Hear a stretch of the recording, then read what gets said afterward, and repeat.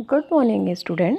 Today we start the last section of life process, that is excretion. Okay, हम लोगों ने nutrition पढ़ लिया, रेस्पिरेशन पढ़ लिया, ट्रांसपोर्टेशन पढ़ लिया. अब हम लोगों को पढ़ना है एक्सक्रीशन. तो पहले हम लोग एनिमल के बारे में पढ़ेंगे, फिर हम लोग प्लांट्स में पढ़ेंगे एक्सक्रीशन. ओके, तो सबसे पहले आज हम लोगों को क्या पढ़ना है, एक जनरल डिफिनीशन एक्सक्रीशन की कि एक्सक्रीशन क्या होता है. फिर हम लोग पढ़ेंगे एक्सक्रीटरी वेस्ट एंड ऑर्गेनिज्म कि कितने तरह का मेटाबॉलिक वेस्ट बॉडी से रिलीज़ होता है, उसके बेसिस पे ऑर्गेनिज्म को क्या कहा जाता है. ओके, फिर हम लोग नेक्स्ट पढ़ लेंगे यूनिसेलुलर ऑर्गेनिज्म में एक्सक्रीशन, और हम लोग फिर पढ़ लेंगे मल्टी सेलुलर ऑर्गेनिज्म में ये एक्सक्रीशन कैसे हो रहा है या उनके कौन से एक्सक्रीटरी ऑर्गन हैं. ओके, तो हम लोग स्टार्ट करते हैं सबसे पहले डिफिनीशन से. बेसिकली सबको पता है कि जब मेटाबॉलिक प्रोसेस होती है, मेटाबॉलिक का मतलब कि जैसे हमने प्रोटीन वाले फूड लिए, मतलब ऐसे फूड जिसमें प्रोटीन है, उसको ब्रेक किया तो एमिनो एसिड रिलीज़ हुई. और जब ये प्रोसेस हो रही है तो जिसको ब्रेक करते हैं उसको कहा जाता है कैटाबॉलिक प्रोसेस. उससे जो नई चीज़ बनती है उसको कहा जाता है एनाबॉलिक प्रोसेस, और दोनों को मिला के कहा जाता है मेटाबॉलिक प्रोसेस. मतलब जब डाइजेशन की प्रोसेस हो रही है कंप्लीटली और उसके बाद जो वेस्ट प्रोडक्ट मिल रहा है उसका एलिमिनेशन कराया जाएगा बॉडी से, तो उसी को कहा जाएगा एक्सक्रीशन. मतलब कि elimination of metabolic waste product from the body. Okay, अब मेनली जो मेटाबॉलिक वेस्ट होते हैं ये सारे नाइट्रोजनस वेस्ट होते हैं, ठीक, और ये सारे अनवांटेड हैं और ज़्यादातर ये टॉक्सिक बाई प्रोडक्ट्स होते हैं मेटाबॉलिज्म के. मतलब इनका बॉडी से रिमूवल ज़रूरी है क्योंकि ये बॉडी में बहुत समय तक रहेंगे तो बॉडी को हार्म करते हैं. ओके, अब ये मेटाबॉलिक वेस्ट क्या क्या होते हैं, जैसे यूरिया हो सकती है, यूरिक एसिड हो सकता है, अमोनिया हो सकता है, बाइल पिगमेंट्स हो सकता है, एक्सेस सॉल्ट्स हो सकता है. ठीक, इन सभी को कहा जाता है मेटाबॉलिक वेस्ट. ओके, अब जब ये मेटाबॉलिक प्रोसेस होती है, मतलब मेटाबॉलिक वेस्ट का रिमूवल होता है, तो वहाँ पे एक प्रोसेस और होती है जिसको कहा जाता है ऑस्मो रेगुलेशन.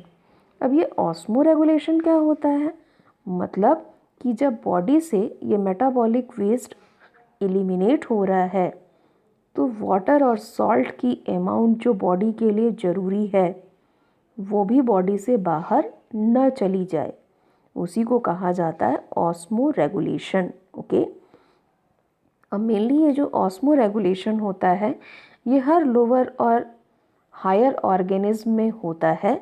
जब हायर ऑर्गेनिज्म मतलब हम लोगों में होगा तब इस ऑस्मो रेगुलेशन के लिए एक हार्मोन वर्क करता है जिसको कहा जाता है ADH. ADH का मतलब होता है एंटी डायूरेटिक हार्मोन. यह अभी हम लोग फिर से डायरेक्टली पढ़ेंगे या डिटेल पढ़ेंगे हार्मोन के चैप्टर में. ओके, अब मेनली आपको पता है कि जो ह्यूमन बीइंग होंगे वहाँ पे प्रॉपर एक्सक्रीटरी सिस्टम होगा जिसमें कई सारे ऑर्गन और टिश्यू इन्वॉल्व होंगे जो कि इस प्रोसेस को कंप्लीट कराएंगे. अब एक आपने फर्स्ट चैप्टर में पढ़ा था कि 5 स्टेप्स जब पढ़े थे होलोजोइक न्यूट्रिशन के, तो वहाँ पे एक नाम आया था इजेशन.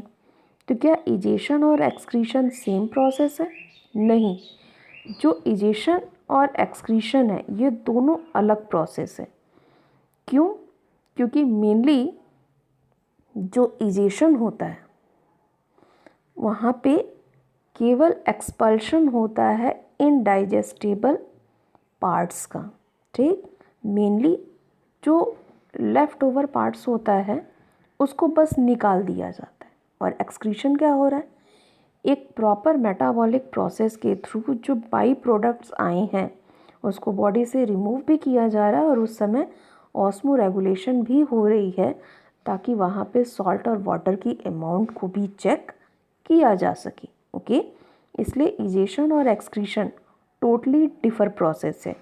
इसीलिए बुक्स वगैरह में जब आप पढ़ेंगे तो वहाँ पे प्रॉपर लिखा होगा egestion is not excretion, okay, मतलब इजेशन एक्सक्रीशन नहीं है, as it involves expulsion of only indigestible और left over part of food.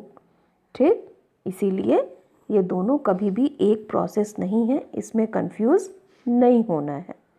अब नेक्स्ट हम लोग पढ़ लेते हैं कि कितने एक्सक्रीटरी प्रोडक्ट्स होते हैं और उसके बेसिस पे ऑर्गेनिज्म को कहा क्या जाता है। जैसे सबसे पहला होता है यूरिया का एक्सक्रीशन। जो ऑर्गेनिज्म यूरिया का एक्सक्रीशन कहते हैं उनके लिए टर्म यूज़ होता है यूरियोटेलिक। ठीक, मतलब कोई भी ऑर्गेनिज्म जो यूरिया का एक्सक्रीशन कर रहा है उसको कहा जाता है यूरियोटेलिक। और यहाँ पे एग्जाम्पल होता है ह्यूमन बीइंग का। ठीक, जितने ह्यूमन बीइंग होते हैं वो यूरिया का एक्सक्रीशन करते हैं, इसलिए उनको यूरियोटेलिक भी कहा जाता है। नेक्स्ट होता है यूरिक एसिड। ठीक, जो यूरिक एसिड एक्सक्रीट करेंगे उनको कहा जाएगा यूरिकोटेलिक। यहाँ पे आती है रेप्टीलिया, जो वर्टिब्रेटा में हम लोगों ने रेप्टीलिया की क्लास पढ़ी हुई थी वो, और यहाँ पे कुछ बर्ड्स भी आते हैं जो कि सेमी सॉलिड फॉर्म में एक्सक्रीशन करते हैं। ओके, नेक्स्ट होता है अमोनिया।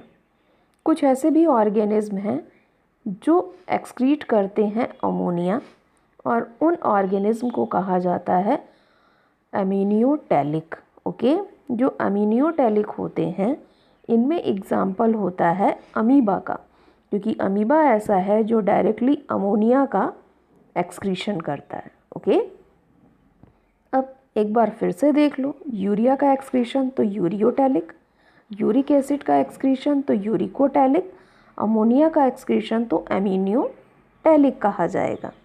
नेक्स्ट हम लोग पढ़ लेते हैं कि यूनिसेलुलर में एक्सक्रीशन की प्रोसेस कैसे हो रही है।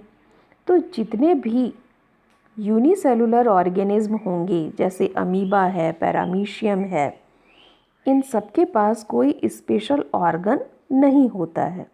और यहाँ पे जो एक्सक्रीटरी वेस्ट होता है वो अमोनिया होगी, कार्बन डाइऑक्साइड होगी। तो कार्बन डाइऑक्साइड तो पता है कि उनके रेस्पिरेशन की प्रोसेस से हो रहा है, तो ये जनरली डिफ्यूज़न की प्रोसेस से अलग हो जा रहा होगा। और जो एक्सक्रीशन हो रहा है अमोनिया का, वो एक्सक्रीशन में हेल्प करवा रही है कॉन्ट्रैक्टाइल वैक्यूल। ओके, अब मेनली ये क्या करती है कि बॉडी में, जब आपने पढ़ा था न्यूट्रिशन में वहाँ पे भी ये था, तो ये पूरी बॉडी में सर्कुलेट होता है, वहाँ से वाटर कलेक्ट करता है और वेस्ट को कलेक्ट करता है। और वेस्ट को कलेक्ट करने के बाद ये एक जगह पे रुक जाता है और वहाँ अंदर का कंसंट्रेशन बढ़ जाता है, जिसकी वजह से डिफ्यूज़न की प्रोसेस होगी और ये पूरा का पूरा मटेरियल बाहर की तरफ थ्रो कर देगा। ओके, एक बार हम इसको डायग्राम के थ्रू समझ लेते हैं। जैसे यहाँ से ये फूड पार्टिकल्स एंटर कर रहे हैं, ठीक, अमीबा में, ये इनका लाइसोसोम का सेक्शन है। तो यहाँ पे इंडोसाइटोसिस नाम लिया। क्यों इंडोसाइटोसिस? ये इनर की तरफ ट्रांसफ़र हो रहे हैं। अब ये फूड यहाँ से एंटर करके वेसल्स में गया, यहाँ से लाइसोसोम आके इसमें मिला ताकि ये फूड को एक प्रॉपर डाइजेशन करवा सके, और इसी को फूड वैक्यूल कहा जाता है। फूड वैक्यूल में दो स्ट्रक्चर हैं। ये जो ब्लू वाला दिख रहा है इसको कहते हैं फैगोसोम, ये हमने पढ़ाया था फर्स्ट वाले चैप्टर में। और ये लाइसोसोम, फाइगोसोम उसको प्लेस प्रोवाइड कर रहा है और लाइसोसोम एंजाइम दे रहा है ताकि वो डाइजेस्ट हो जाए। जब डाइजेशन हो गया तो ये सिमिलेशन की प्रोसेस और एब्जॉर्प्शन की प्रोसेस होगी। उसके बाद कॉन्ट्रैक्टाइल वैक्यूल साइक्लोसिस की प्रोसेस करेगा और हर जगह से वेस्ट को कलेक्ट करके बर्स्ट हो जाएगा और पूरा का पूरा वेस्ट मटेरियल बाहर थ्रो कर देगा, जिसकी वजह से ये कंप्लीट यहाँ पे प्रोसेस हो गई। अब इस दूसरे डायग्राम में ये एक दूसरी चीज़ को शो कर रहा है कि कैसे ये प्रोसेस और अमोनिया ही एक्सक्रीट कर रहा है। तो सबसे पहले यहाँ पे सॉल्ट के फॉर्म में एंट्री हो रही है। सॉल्ट के फॉर्म में मतलब ये किसी प्रे को लिया और ये प्रे जब एंटर किया तो यहाँ पे फंक्शन स्टार्ट हो गई। और उसके बाद जब डाइजेशन कंप्लीट हो गया तो कॉन्ट्रैक्टाइल जो वैक्यूल है उसने अमोनिया को हर जगह से एब्जॉर्ब कर लिया। एब्जॉर्ब करके वो एक जगह पे इकट्ठा हो रहा है और डायरेक्टली ब्लास्ट हो जाता है एक जगह आके, ताकि पूरा का पूरा नाइट्रोजनस वेस्ट बॉडी के बाहर एक्सक्रीट हो सके। ओके, अब हम लोग पढ़ लेते हैं excretory organ in multi cellular organism. तो यहाँ पे हम प्रोसेस नहीं पढ़ रहे हैं, यहाँ पे हम लोग उनके ऑर्गन के नेम देख रहे हैं, या बेसिकली हम लोग कह लें कि कौन से ऑर्गन हैं जहाँ से ये एक्सक्रीशन करा रहे हैं। और कल की क्लास में हम लोग पढ़ेंगे डिटेल में ह्यूमन बीइंग में एक्सक्रीशन। ओके, आपको याद होगा कि एक दिन पहले ही हमने इसके कुछ इम्पॉर्टेंट टॉपिक्स आपको दिए थे, जिसमें डिफरेंट ऑर्गेनिज्म और उनके एक्सक्रीटरी ऑर्गन के नेम लिखे थे। ये हमारे बोर्ड के पॉइंट ऑफ व्यू से भी बहुत इम्पॉर्टेंट टॉपिक होता है, क्योंकि वहाँ से 1 मार्क्स के क्वेश्चन बनते हैं कि अगर ये ऑर्गेनिज्म है तो उसका एक्सक्रीटरी ऑर्गन क्या होगा। तो जैसे सबसे पहले हम लोग जब डाइवर्सिटी पढ़ते हैं तो एनिमेलिया में सबसे पहले स्टार्ट करता है स्पॉन्जेस और उसके बाद आता है सिलेंट्रेट्स। ये दोनों ऐसे होते हैं जिनके पास, क्योंकि ये सिंपल हैं, क्योंकि ये जो होता है स्पॉन्जेस ये सेल लेवल का ऑर्गेनाइजेशन है और सिलेंट्रेट्स जो है वो टिश्यू लेवल का ऑर्गेनाइजेशन है। इन दोनों के पास कोई स्पेसिफिक एक्सक्रीटरी ऑर्गन नहीं होता है। जो इनके पास स्मॉल पोर लाइक स्ट्रक्चर होता है वहीं से ये एक्सक्रीशन करते हैं। जैसे स्पॉन्जेस में आपको बताया था ऑस्कुलम होता है, सिलेंट्रेट्स में जहाँ पे उनकी टेंटिकल्स अरेंज होती हैं वहीं से वो एक्सक्रीशन कर देते हैं। और जो डिफरेंट और होते हैं ऑर्गेनिज्म, जैसे सबसे पहले एक्सक्रीटरी ऑर्गन या वेल डेवलप्ड जो इस एक्सक्रीटरी स्ट्रक्चर्स मिलना स्टार्ट हुआ था वो प्लेटीहेल्मिन्थेस ग्रुप से मिलना स्टार्ट हुआ था। प्लेटीहेल्मिन्थेस जहाँ पे फ्लैट वॉर्म्स आते हैं। ओके, और उनके एक्सक्रीटरी ऑर्गन को कहा जाता है फ्लेम सेल।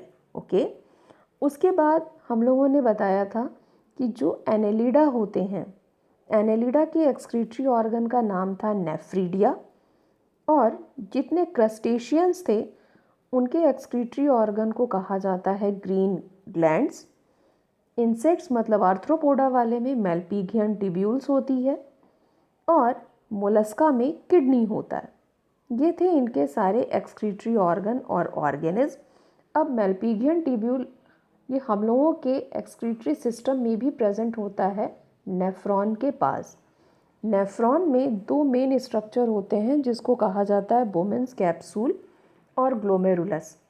इन दोनों को मिला के वहाँ पे कहा जाता है मेल्पीगियन टिब्यूल, क्योंकि ये एक ऐसी जगह होती है जहाँ पे फिल्ट्रेशन का वर्क होता है। ओके, अब हम लोग पढ़ लेते हैं ह्यूमन बीइंग में कितने एक्सक्रीटरी ऑर्गन होते हैं। ओके, तो बेसिकली बहुत से लोग इसको बहुत ज़्यादा नहीं ध्यान में रखते हैं। जो ह्यूमन बीइंग होते हैं उसमें टोटल 4 एक्सक्रीटरी ऑर्गन होते हैं। पहला होता है स्किन जो स्वेट को एक्सक्रीट करा रहा है। दूसरा होता है लंग्स जो कि डीऑक्सीजनेटेड ब्लड मतलब कह लें कि कार्बन डाइऑक्साइड को बॉडी से बाहर करने में हेल्प कराता है। उसके बाद लंग्स के पीछे एक कैविटी होती है जिसको कहते हैं स्प्लीन। स्प्लीन मेनली जो डेड ब्लड सेल्स होती है उसको कलेक्ट करती है। और उसके बाद मेन होता है एक्सक्रीशन किडनी का, और किडनी मेनली हमारे लिए जो अनडाइजेस्टेड वेस्ट होता है उसका एक्सक्रीशन कराती है। इसलिए ह्यूमन बीइंग में टोटल 4 एक्सक्रीटरी ऑर्गन हो गए, skin, lungs, spleen and kidney. Okay, that's all for today. Thank you.